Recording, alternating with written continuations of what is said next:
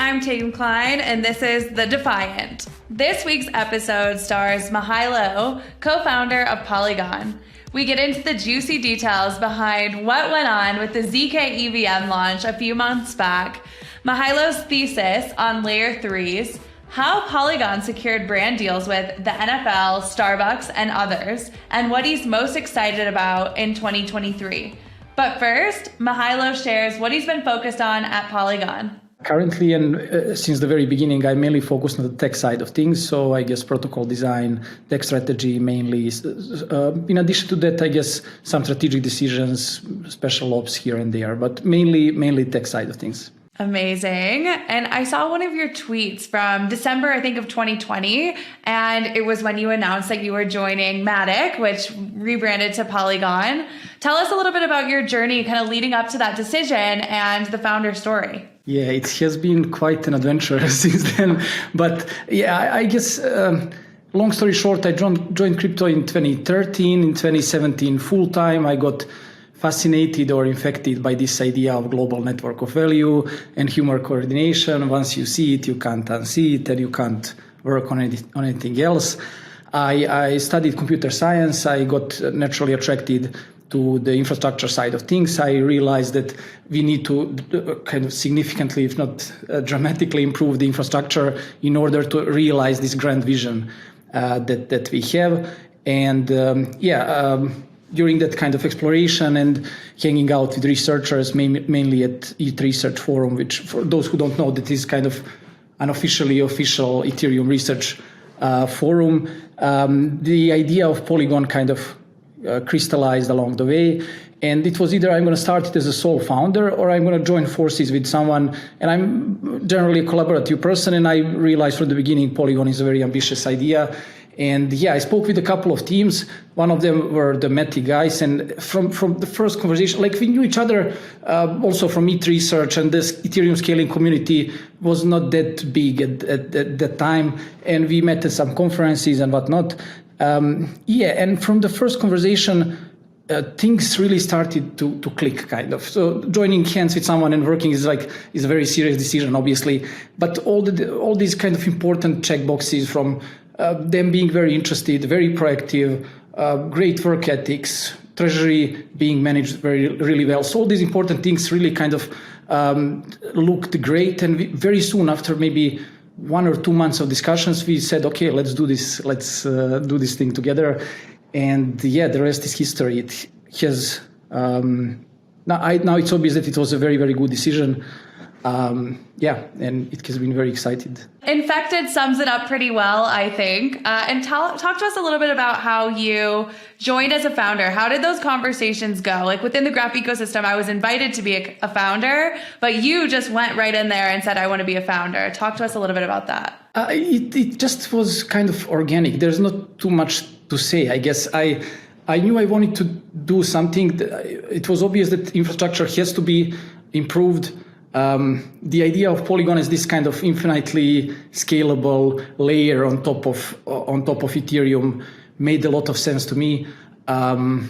So we just started talking, and as I said, things just started clicking, and everything happened organically. I don't even have this kind of, and I never had this strong preference to be called a co-founder of anything. Like it's not really honestly about that. It's about let's do something great together, right? But it just kind of felt natural, I guess. Amazing. Very humble. I like it.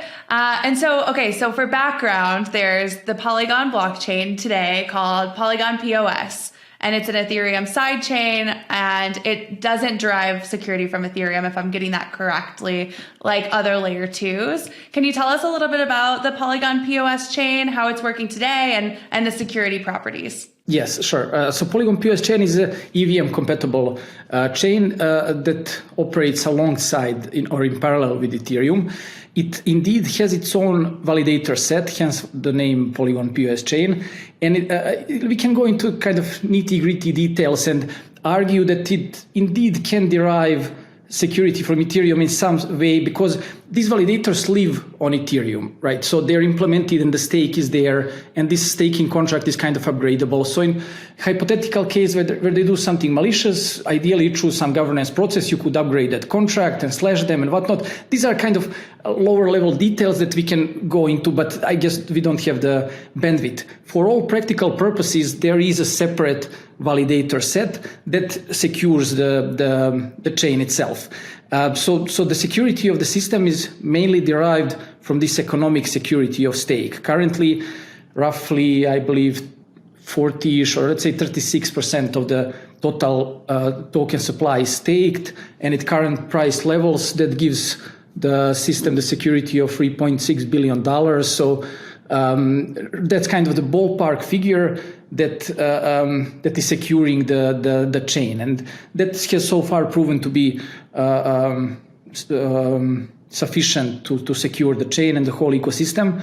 But all that being said, ideally, it would be great if we have a way to derive security from Ethereum and remove even that additional trust assumption, no matter how confident we are that it can do the job, so to say. So yeah, that's it in a nutshell, I guess. Okay, got it. And Ethereum recently moved to proof of stake after a 7-year journey. And you guys started with proof of stake. Talk to us a little bit about that. Yeah, it was one of the early proof of stake implementations. We are very happy that it has been up and running without any kind of major downtime or security incident. I don't want to jinx it, but yeah, we're very, very happy that that has been the case so far. It helped us a lot, especially on the adoption side, working with these big partners, and most of the people have seen these big partnerships kind of and adoption milestones that Polygon has seen lately, from Instagram, Facebook, right, to Starbucks, to all these big brands like NFL, etc., etc. Really, a lot of these big names have been onboarded to Polygon in the last year. And using proof of stake was very, very helpful, because these big names really care about carbon footprint and all these things. So in that regard was really helpful. And also we have learned a lot running this proof of stake network for practically now more than 2 years. 3 years almost, basically. We have learned a lot along the way. Totally. And during the boom of 2020 to 2022, Ethereum gas fees exploded. And I think Polygon was one of the chains that became the preferred place where a lot of projects, some on Ethereum and other chains, migrated.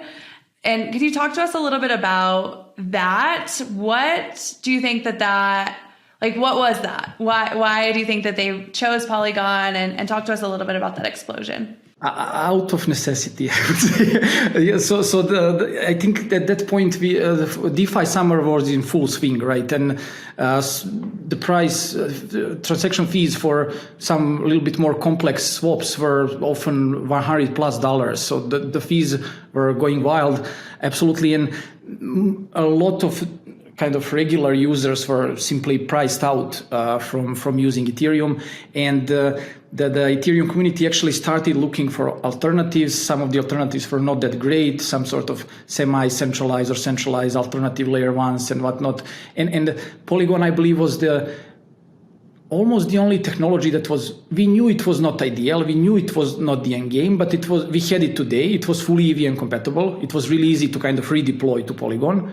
It was available today, somewhat battle tested already. We knew it was not the end game in terms of technology. It's not like it's the end game, not the bleeding edge tech that we are kind of envisioning, but it was available at that moment. The fees were very low. I think the community recognized that Polygon as a project and the founding team and the core team are very Ethereum aligned, and the Ethereum community kind of recognized that, I believe. So all these factors together led to Polygon really becoming the scaling solution of choice at that time. And then that's when we saw this kind of hockey stick of adoption on Polygon. Totally. And then you mentioned some of these bigger names like the NFL and Starbucks Odyssey. Talk to us a little bit about those deals. Why do you think that they chose Polygon? I know you mentioned the carbon footprint. Anything else? Yeah, I think definitely the carbon footprint, which is very important for these companies. And apart from that, there's a lot of actually hard work from Polygon Labs and Polygon Labs BD team. And Polygon Labs is one of the big contributors to the Polygon ecosystem.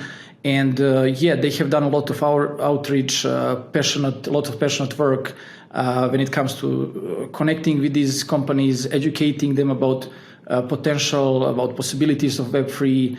So I would say that kind of hands-on approach combined with technology that is available, that is energy efficient, environmental friendly, I would say these were the main factors. And then once you close this first, second, third partnership, then things kind of that inertia kind of builds. Yeah, momentum, and that saying kind of no one got fired for buying IBM, and I think Polygon kind of eventually established that sort of reputation, and I think also that Polygon Labs BD team has that mindset that partners always have to benefit more. At least if there's 100% of some benefit on the table, partners should take 55 at least, and we can take up to, let's say, 45. So that's kind of that mentality that you still care about partners. We don't necessarily care about our ROI directly and all of this. This is like a long-term game for us.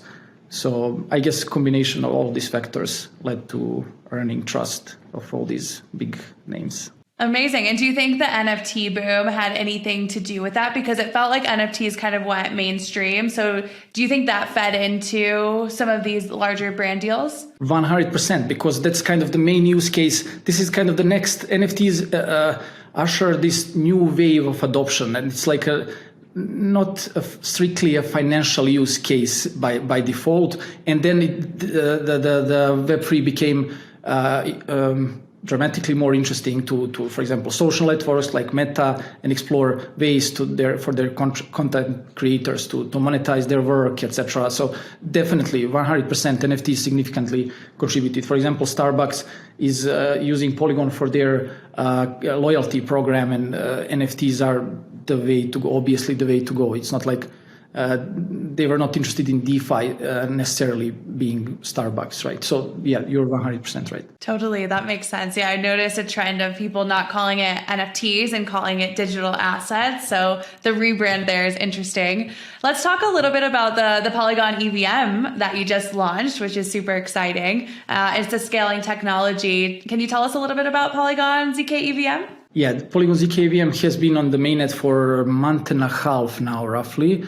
We are very, very proud that we were able to deliver it. Polygon zkEVM, or zkEVM in general, has been considered, I would say, the holy grail of Ethereum scaling or blockchain infrastructure in general, because it simultaneously offers three very important properties. One is security, the second one is scalability, and the third one is EVM compatibility. So having all three together allows you to scale significantly Ethereum block space without hurting developer and user experience practically in any way. The zkEVM has been considered the holy grail. The major concern with zkEVM has always been the complexity and practicality of generating these proofs. So creating circuit, like implementing EVM from scratch in this zk-friendly or provable manner is really, really a challenging job. And doing it in a practical way was a little bit unclear. When we started this zkEVM effort a little bit more than a year ago, almost a year and a half ago, people familiar with the matter were estimating that it's going to take anywhere between 3 and 5 years to deliver production-ready zkEVM, and we have been able to do that in basically a year and a half. So we're very, very happy about that. And it was unclear, even to us when we started, to be perfectly honest, it was unclear how practical will it be, like how expensive will it be to generate these proofs? Will we have to run a data center to generate proofs for zk? It was really unclear. Fortunately, along the way, we were able to, our great team was able to come with some engineering and cryptographic breakthroughs that allow us to exponentially improve the efficiency of cost efficiency and scalability of zkEVM, and we were able to deliver it in, as I said, like a year and a half roughly, in a very practical manner, where we have, like, I think the latest benchmark is that average proving cost per transaction for zkEVM is 0.40, so $0.000085, which is like super practical. And yeah, we are very happy to see it on mainnet. So far, it has been very stable. We're still being very careful with, not opening the floodgates. We want to be responsible. It's a complex stack, but so far we're very, very excited and very happy how it's going. Amazing. Yeah, it's always interesting how people kind of put their own limitations on you, but it's so exciting. And I feel like you guys are kind of one of the underdogs, right? Or you used to be maybe one of the underdogs, and it's a good comeback story. And tell us a little bit about zkEVM. What made you guys go towards the direction of zk? What was that initial story? Yeah, I guess being involved from the very early days, as I said, since 2017, we all have been involved with Ethereum scaling from day zero. Basically, there were side chains in the beginning, and then Plasma paper got published. And was there anything else? Yeah, there were state channels, but state channels are a little bit kind of different beast. But from the very early days, we were able to analyze different scaling solutions, approaches, analyze trade-offs between them, and we kind of grew strong confidence or conviction that zk is the technology that will address this pressing scaling needs. It's like the go-to or the optimal tech to address this challenge. And I believe kind of personally that in Web3 there's this almost like a Maslow's pyramid of needs, where we are the bottom layer now, where there's this pressing need for scaling, right? And we are willing to sacrifice some other things just to participate in the ecosystem, let's just scale. And then we're willing to sacrifice some things that are on the upper layers. And I believe above, once that scaling, that pressing need to scale is addressed, I think we're going to move up the pyramid, and the layer above is probably privacy, right? So enterprises, companies will require privacy for obvious legal and business reasons. Retail, normal people and users will require privacy because it's basic human right, and because that's how financial system works today. It's not really, optimal that anyone can see everyone's transactions on blockchain. So I guess that's going to be the next strong requirement, I guess, by the community once the scaling need is addressed. And why am I saying this? Once we realize that, okay, we believe this is going to be the next major requirement, and once you realize that zk is definitely also the right technology to address even that, it became very clear for us that we want to go all in on zk, and that's where we published this kind of Polygon zk thesis and committed $1 billion from our treasury at that point to zk based technology and efforts. And we haven't regretted it, not even for a second. Amazing. Very exciting and super interesting. And I love that analogy to Maslow's hierarchy of needs. You need an image and a Twitter thread around it. Tell us, what's the headline number around scaling? How much faster, cheaper is Polygon zkEVM than, say, Ethereum? Okay. Not as much as we would like. So we're talking at the moment about one order of magnitude improvement in terms of throughput and in terms of costs. But this is just the very, very first iteration of zkEVM, and we have very clear roadmap ahead of us, and also Ethereum roadmap is going in that direction to make zkEVM way, way more scalable and affordable. So on our side, we just wanted to ship the first version of zkEVM to prove that is to us and to the world that it is possible to deliver and to make it practical. Now we're focusing on optimizing costs and throughput. And there are some very nice properties of zk based solutions. One of them is that if you're building a zk rollup, you don't need to submit signatures on chain, because you can just prove that all the transactions were signed in a valid way by corresponding private keys, and you don't need to store signatures, which allows you to save a lot of gas, a lot of gas when you're submitting these transactions. That can make transactions much cheaper. So that's one of the optimizations that we're working on. There are several others that we're exploring. Ethereum is moving forward with 4844, which will make data availability for rollups like zkEVM exponentially cheaper and more scalable. So I believe soon enough let's say 6 months or so from now, we're looking at another, I would say, 50 to 100x improvement, assuming 4844 is deployed. I think we're talking about 50 to 100x improvement from this where we are at the moment, which would mean roughly 1000 x, let's say 500 to 1000x improvement in terms of throughput and in terms of transaction fees, which is then much more serious, I guess, improvement. And I think that's reality, just a matter of some months. Amazing. Well, exciting. We're solving scaling and moving up that hierarchy. And with that, tell us a little bit about the launch. How did it go? How was it? Was it exciting? How did you guys approach it? Talk to us from a strategy standpoint. It was very, very exciting, but we just really tried to be as kind of professional and as responsible as possible about it. It's a very complex tech. It has never been shipped on mainnet. And yeah, we just did multiple internal audits, external audits. A lot of testnet has been running for 6+ months with the live prover.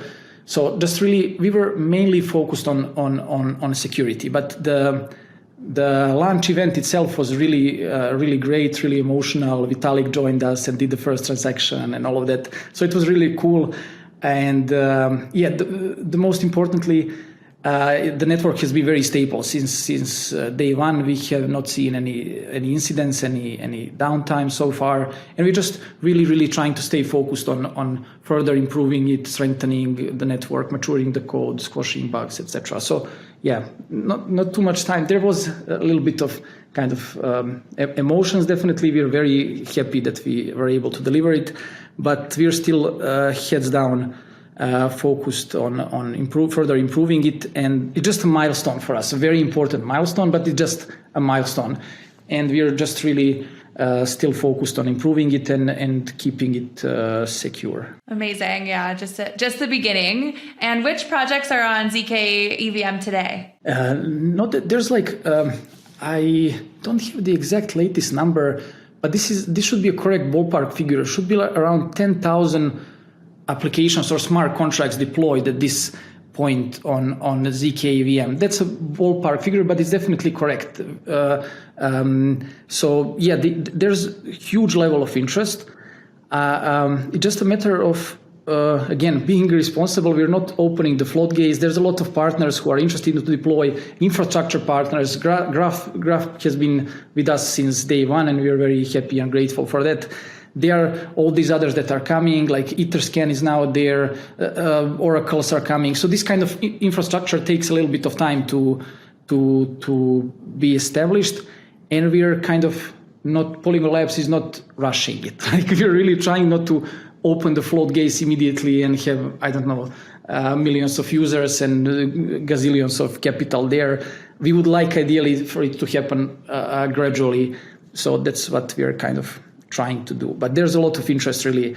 A lot of these great Web3 apps that are already on Polygon POS, most of them really can't wait to deploy on zkEVM, but we're just kind of trying to just do it all gradually, I guess. Makes sense. And that 10,000 is no small number. I feel like that's actually quite a large number when it comes to applications in crypto and Web3. Any notable applications you want to mention or highlight? Not specifically at the moment. I think I would do injustice. There's a lot of great apps like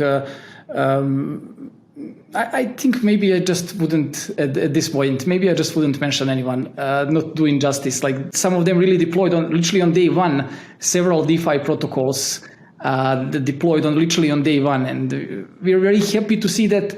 But again, we just want to see things growing kind of gradually, if possible. Totally. Very diplomatic. And with that, I guess, how are projects deciding? Are they launching on both Polygon POS? Do you expect eventually there will be kind of a merge and everyone will go towards zkEVM? How are projects distinguishing between the two chains? That's a great question. Currently, how you can distinguish between these two projects is mainly in terms of, I guess, fees, and there are some security trade-offs. Like by design, zkEVM should be more secure because it derives security fully from Ethereum, assuming the cryptography and the math of zkEVM is correct.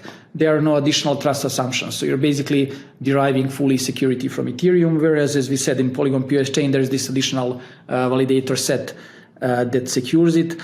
So there are these differences in trust assumptions and significant differences in fees. So the fees on POS chain are still lower than on zkEVM and are lower by design because we are not submitting these transactions to Ethereum and we don't have these additional overhead costs. So it's mainly applications that are looking for maybe lower fees, higher throughput, and are not security first. Like, for example, some Web3 games and stuff like that might still use POS chain. That still might be a better solution for them. Whereas, for example, for DeFi apps, which really require ironclad security, zkEVM might be obvious choice for them. All that being said, as I said in the beginning, like it would be great if POS chain can be upgraded to use zkEVM and turned into zk Validium, for example. And we're actively exploring that. I think I can share that.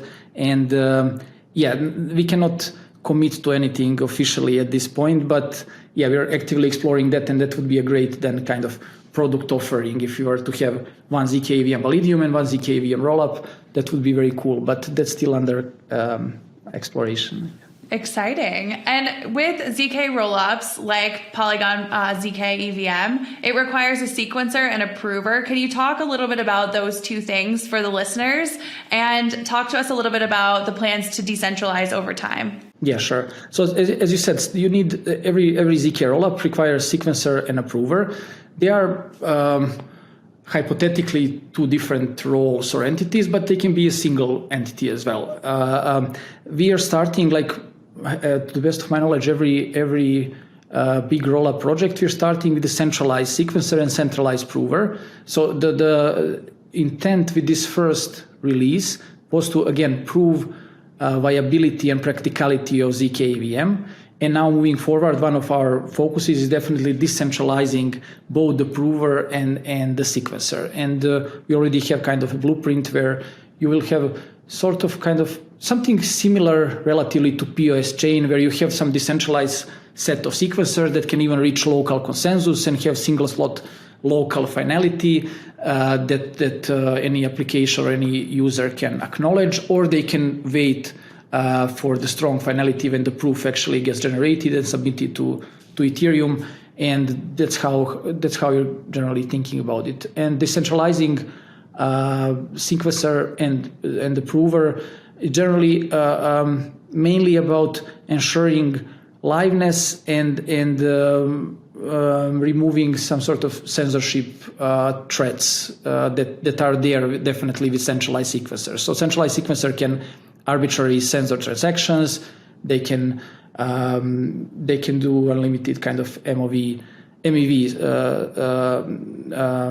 activities and can go down, are basically single point of failure. So once you decentralize the sequencer, all those free concerns are kind of addressed. So that's definitely one of our focuses moving forward. We couldn't do everything at once. It was like this had to be kind of a gradual process. In terms of timelines, I think it's realistic to have decentralized zkEVM in roughly 8 to 10 months from now, I would say. Exciting and ambitious. And then I notice on Polygon zkEVM, you say that it's opcode equivalent. Can you share a little bit about what that means? Yeah, so there's a lot of, like, as you said, like it's a few months ago, it was NFTs. Now it's like digital collectibles and whatnot. We like to argue about definitions in general, Web3 and all of that. So I wouldn't necessarily kind of stick to that opcode equivalence or opcode compatibility or whatever term is in use now. But practically, what's important to understand is that zkEVM, we have 99+ % of compatibility with Ethereum opcodes and precompiles.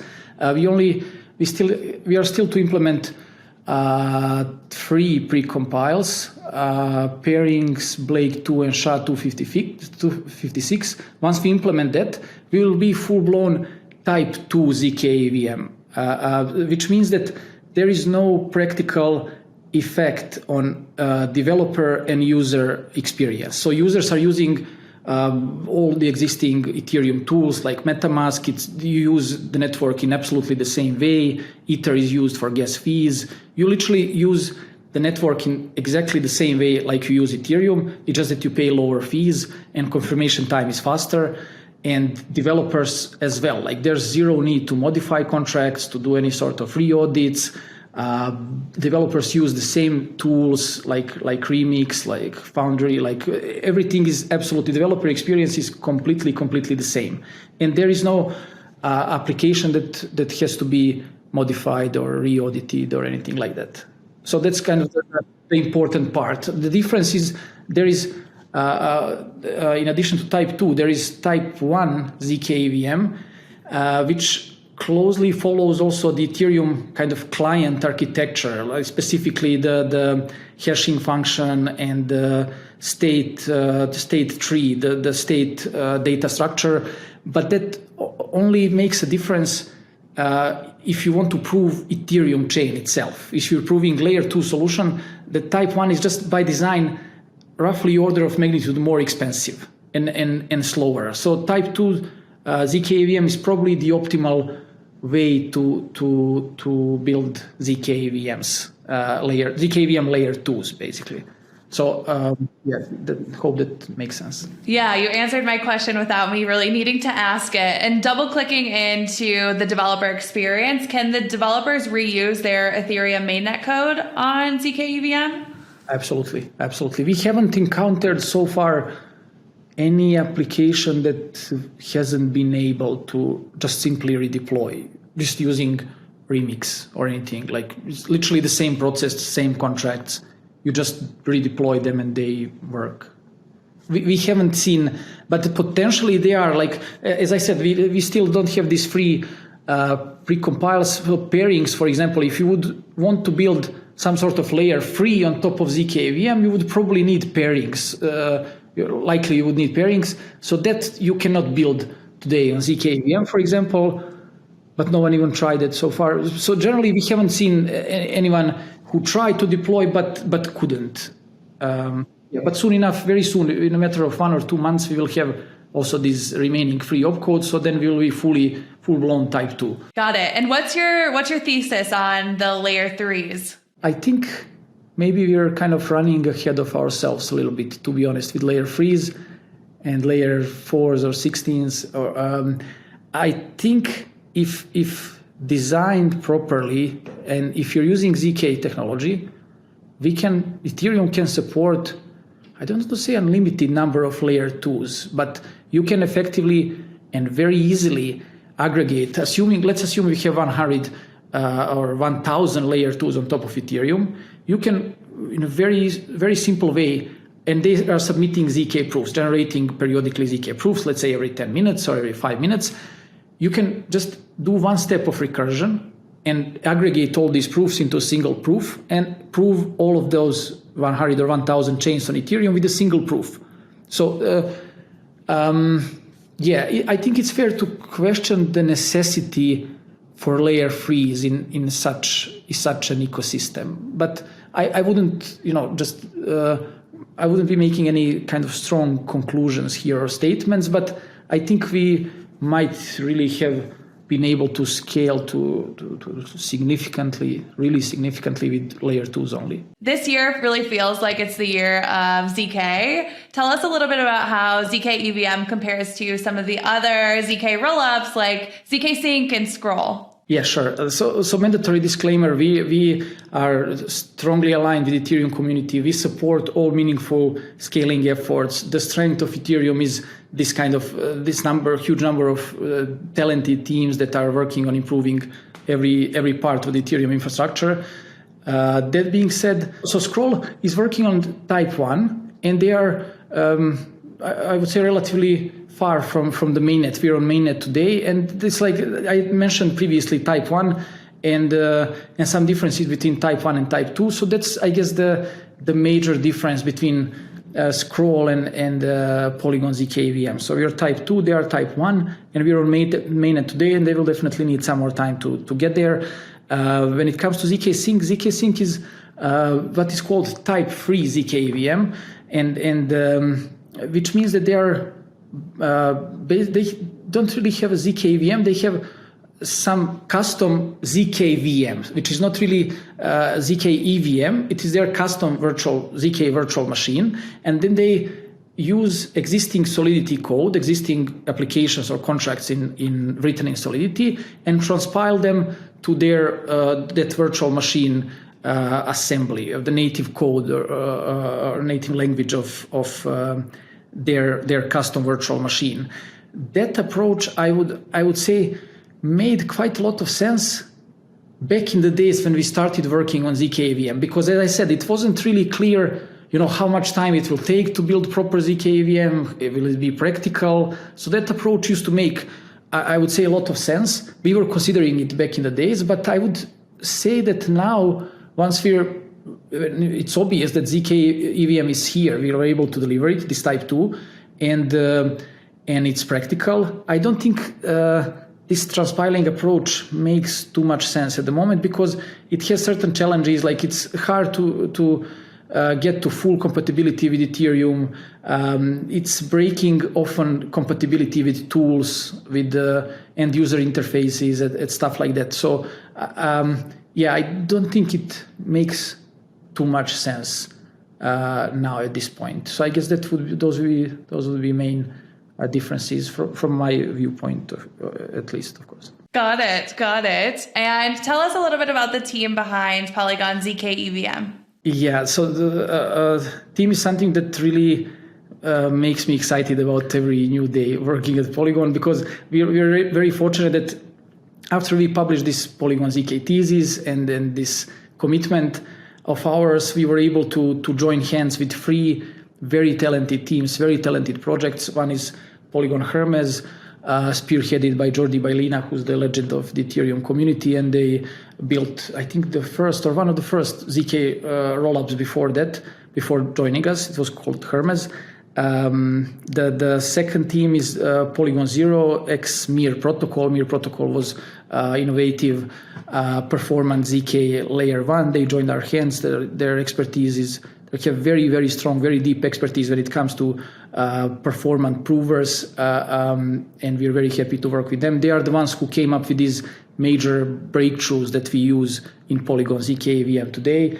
And the third team is Polygon Maiden, led by Bobin, who previously created the first Stark virtual machine called Distaff, and then led Facebook's zk team previously when they were more focused on Web3. So these 3 teams joined us, and the level of collaboration, they are practically one team. We intentionally kept the teams formally separate, and we encouraged differences, different approaches, different type of prover model, like plurality in kind of approaches and opinions. But from the very beginning, the level of collaboration and that energy within the team, which is practically one team, has been very, very inspiring and very kind of pleasing to observe. So yeah, the team, I would dare to say that we definitely have one of the strongest teams in the zk teams in the whole industry at the moment. And yeah, we're very, very optimistic about the future and what this team will deliver moving forward. Got it. And so those 3 teams are kind of coming together and working on zkEVM. Is that right? Yeah. So what we're currently, like, we knew that we want this kind of initial phase of exploration. So let's explore different approaches, let 1,000 flowers bloom. And we knew and we hope that this convergence will just happen naturally. And we're kind of seeing it now. As you said, we're focusing more on zkEVM itself. Maiden is an alternative to EVM design. But again, like, these teams are now working on first unified prover layer, on unified intermediary or arithmetization layer, and on top of that kind of zk framework, then you can build things like zkEVM, things like Maiden, things like, I don't know, zkWasm tomorrow. So basically we're converging on one single zk framework, or zk stack, that we believe can be really, really powerful and kind of become the standard for zk development in the industry. That's really what we believe, and I think we're going to be talking about much more about that in the coming weeks and months, because literally now it's that this convergence is actually happening. That makes a lot of sense. And when I was preparing for this interview, I was trying to kind of put the pieces together. So that is super helpful. And then tell us a little bit about the merger. It was really big news. How did that kind of come about? How did you decide to do that? And how did it go? Yeah, I think it came from, so we announced this serious commitment that we're going all in on zk and $1 billion committed from Treasury. But these people like Jordi and Bobin and Daniel from Brendan from Mir and now Polygon Zero. These people are cannot be really attracted by money. They're not really driven by that. So I think we knew each other from before, mainly through, I guess, our research network. I knew all of them for quite some time. And we just discussed, and I think they realized that we are really determined to do something great, and that together we can do much more. And I think, it just happened naturally, things have been really going absolutely fantastic since day zero. The atmosphere between the teams, the level of collaboration, the energy of these regular calls that we have to sync with each other and decide how to move forward is really, really contagious and inspiring. So all these three kind of mergers have been really, really, I think, good decisions. And I think it's great. It would be great to ask, of course, always some of these people, Jordi or Daniel or Bobin. But from what I can see, they never also regretted decision. That's great. And I think, some of the best people in the industry are not attracted by the money, and it's really kind of about the mission and the work. So that's great. And how did the meshing of those cultures go? Because I imagine that's not an easy feat, bringing three teams together to one.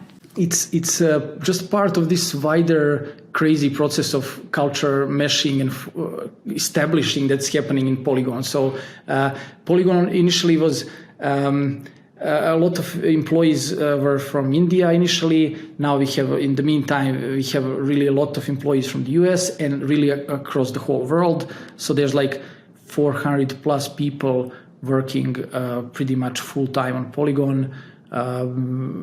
From literally all continents and the different cultures, different teams. As you said, like when you bring even the whole team, different individuals with different cultures, different backgrounds, but now you bring a whole team inside of that. So it's like a really kind of very interesting process of establishing what is called this Polygon culture. And we're just trying to communicate at least these most important high-level values or guidelines, which are basically humbleness and willingness to pursue this grand vision of Web3 and the main values of Web3. And I think with that as a North Star, everything else becomes kind of like an interesting process of this culture meshing. As long as you have this kind of North Star that everyone everyone is aware of, and everyone is following, things are just interesting, I guess, to observe. Totally. And what would you say, I guess there's so many new people in crypto today, what would you say are those main values of Web3 that you think everyone should know? Definitely. So I guess the most important one is this openness. So we want to build this global permissionless network of value and human coordination. So I lived at one point in my life, I lived in Tanzania, and coming from Europe, it was very surprising for me to understand that basically 1/3 of that big country these people don't have IDs. And I was like, so not to mention bank accounts, not to mention credit cards, not to mention PayPal or whatever. So they are basically excluded from the global economy, practically or fully excluded. With the internet, we have been able to kind of democratize access to knowledge, to information. So anyone from any remote village in Africa or Asia or wherever can attend an MIT course, learn to code or learn some skill. But a lot of these people, so basically 2 billion people in the world, don't have access to global economy, don't have bank accounts, don't have IDs. So if we are able to establish this global economy and democratize access to global economy, that can really transform the society in very, very profound ways. So I guess that openness is probably the most important, the core value. The second very important one should be privacy. Privacy is a basic human right, and I think that's definitely one of the core values of Web3. The next one should be self-custody. Self-custody is a very interesting, very powerful concept where you have a network where you actually have actual ownership of your assets. Even though, like, as time goes, as the mainstream adoption comes, I'm sure we will see a lot of custody solutions. Self-custody is not for everyone, obviously. Some people will decide at the end of the day to trust some services, custody services of sorts. But as long as we keep that option always for users as one of our core values, that you can actually own your assets and only you with your private key are in control of your assets, it's very, very also important and transformative concept. So for me, I guess those three values are probably the most important ones. So that kind of openness, self-custody, and privacy. And from that you can even derive fairness. Like when it's fully open and permissionless, it's more fair by design. But we can go a little bit beyond that and say that, for example, in Web2 startups, and I'm not throwing shade on Web2 founders, like full respect for them, of course, but when you found Web2 startup, you own 100% of that project, right? You're capturing all the value by design, and we have a lot of these big Web2 companies where users are putting a lot of work, energy, time, effort in creating content or doing some activities, and they don't really capture any value, right? Value is captured by the founders, by employees, investors, etc. In Web3 and in Web3 networks in general, I would say they're by design more fair. So in Polygon, I as a founder, I have few percents of the network, and huge majority of the network value is captured by relevant stakeholders like validators, end users, people who own tokens, etc. So I think by design these networks are also more fair to some degree. Agreed. Yeah, it's more of a meritocracy where you're compensated commensurate to the value you add, which is powerful. And what would you say you're most excited for in 2023? That's a great question. So we will be, like, as you said, there has been so much happening at Polygon, and people are often rightfully confused with, like, there are 3 ZK teams, there are several client implementation efforts, there's so much stuff happening, and people have been asking, okay, how do these things come together? What's the purpose of the token now? In this new paradigm, what the hell are you guys doing? And I think I'm very excited about all these things coming together and us finally communicating how they come together and working with community in formalizing these things and making them happen. I think that's definitely going to be very, very exciting. And this year, in that sense, is also kind of critically important for us and our whole community. Constantine_RM from Twitter asked, do you plan to allow a wider group of validators to join the Polygon validation pool? Absolutely. The whole, when things now start coming together, one of the prerequisites or kind of requirements is that we have completely open, permissionless validator pool that can validate or sequence any chain in the Polygon ecosystems, because Polygon ecosystem is kind of this multi-layer to interconnected multi-layer to layer on top of Ethereum. So the short answer is definitely yes. Amazing. And then the final question is just, how are you defiant? I guess I'm defiant in a way that I'm just completely immersed or fascinated by that idea of Web3 and this global network of open, permissionless network of value and human coordination. And I just, I would say, don't care about any this temporary negative news. If prices are going down, if there's some regulatory scrutiny and stuff like that. I guess I completely don't care about these things, and I just care about this goal this vision that I'm kind of fascinated with, and I just completely refuse to accept any or get upset or annoyed by any of the. I just completely ignore them and I just do my thing. I love that. And tell us, what is that vision? What kind of keeps you going? That vision really, if you're able, I really believe, if you're able to establish this permissionless network of value that anyone can participate in, we will onboard 2 billion more people to global economy, make it more efficient, make it more fair, more inclusive. And it can, I think we are, it's clear for us how the internet has transformed our society. And I really believe this is internet as the network of information. And I really believe this network of value and human coordination can transform society in even more profound ways. And I'm very excited to see that, happening and see the consequences of all of that. Amazing. Completely agree and excited to be on the journey alongside you. Thank you so much for coming on the Defiant. This was great. Thank you so much for the invite. I really enjoyed it.